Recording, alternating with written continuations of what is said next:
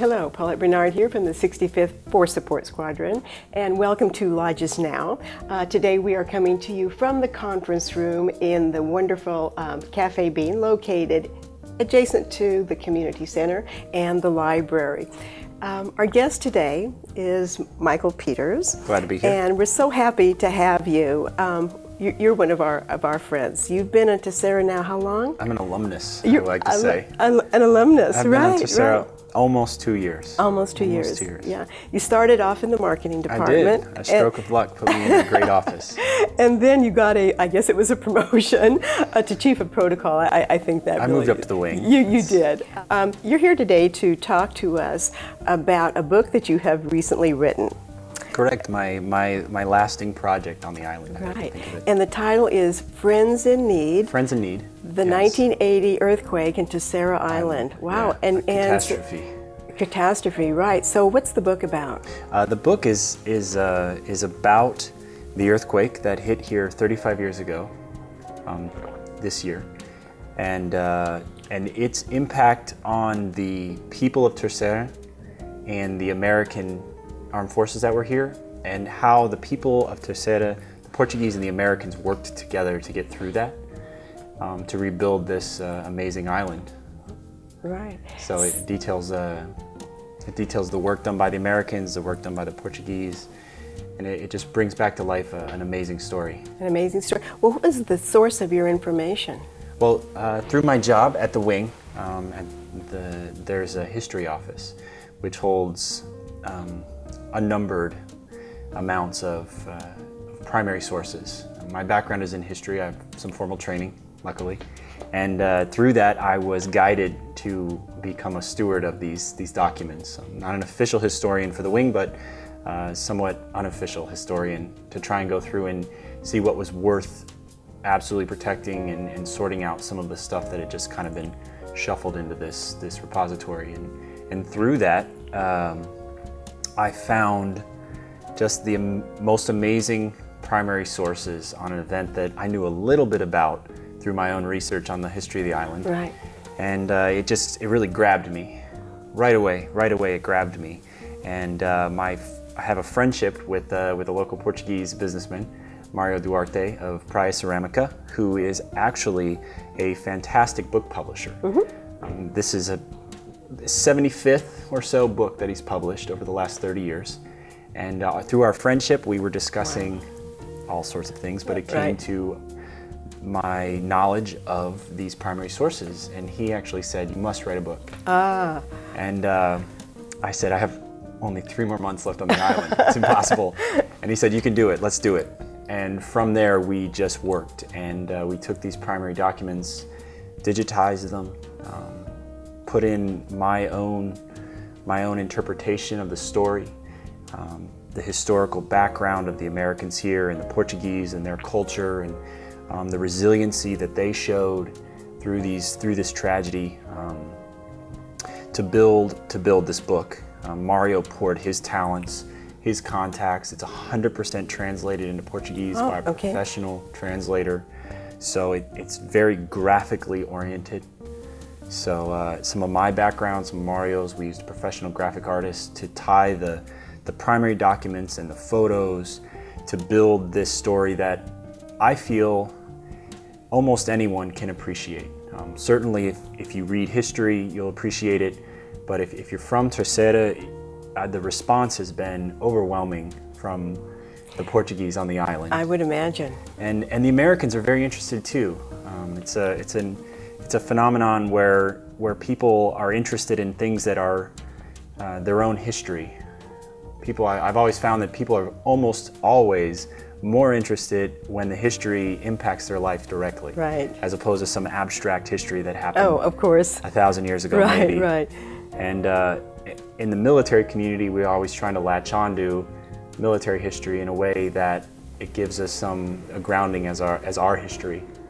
And this kind of ties, in this unique island setting, the two together, the Portuguese history and the American military history. Right. Well, you talked about going through the archives, Yes. And that was your primary source of information.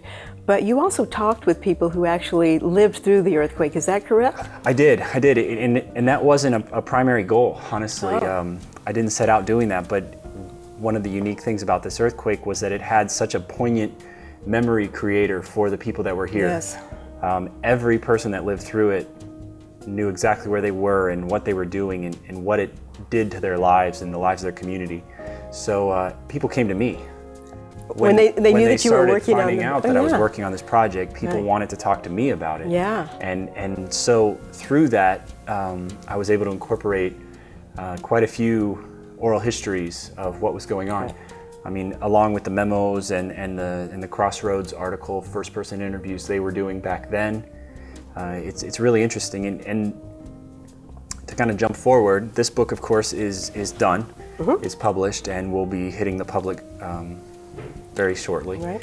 But into the future, what I would love is to take this and have people that are here or not here, but I think it'd be easier if you're here to collect those stories, to record the lives of the people that lived through it.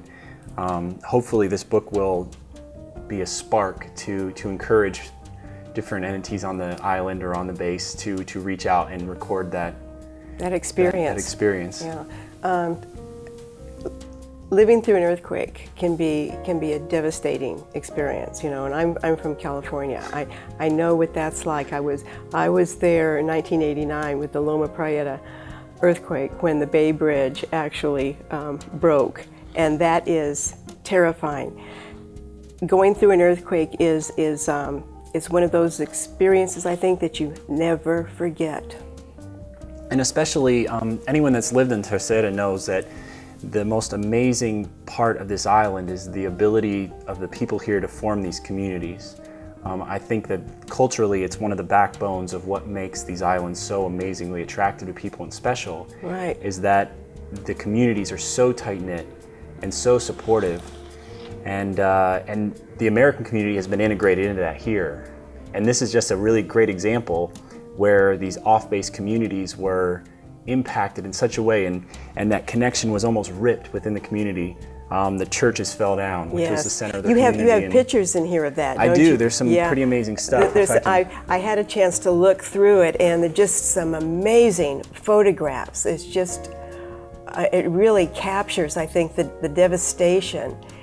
And you can see yes, the American military helping to pull down some of the towers that were unstable, and you have some of the original documents that, of course, 1980 it was all done on typewriter, right? All done on typewriter. It looks funny. All courier, digitized by me personally, so I can vouch for the Yeah. authenticity.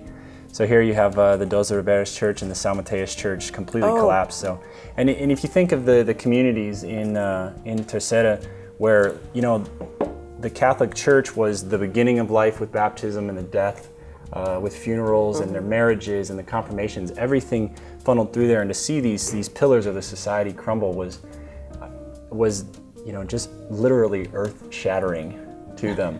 Right. And the fact that they rebuilt, and to look at the island today 35 years later, and it's almost completely rebuilt, is a testament to what could be done here. Absolutely. Within these communities. When people pull together. It's pretty special. And well, I think you are pretty special.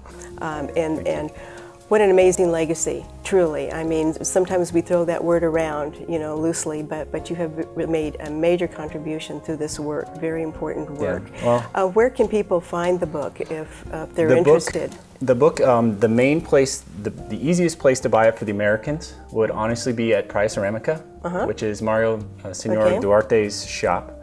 Most people know it because that's where we go to get our painted tiles or screen print tiles. He'll have some there, but around the island they'll be in the tabacarias, which are the periodic shops inside Continente.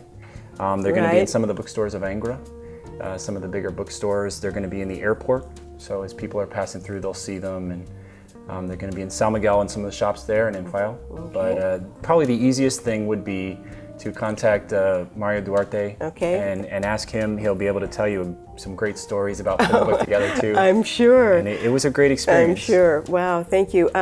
Also, for people on the base, if they would like to take a look at it before they purchase it, it's going to be in the library as well. One of my prouder contributions is we're going to make the donation to the library here at Lajes, so people can come by and leaf through it and see what their legacy is. Absolutely. Well, thank you, Mike. Thank you. Michael Peters, my gosh. Friends in Need, 1980 earthquake in Tessera Island. Ciao. From Lajes Now. From Lajes Now.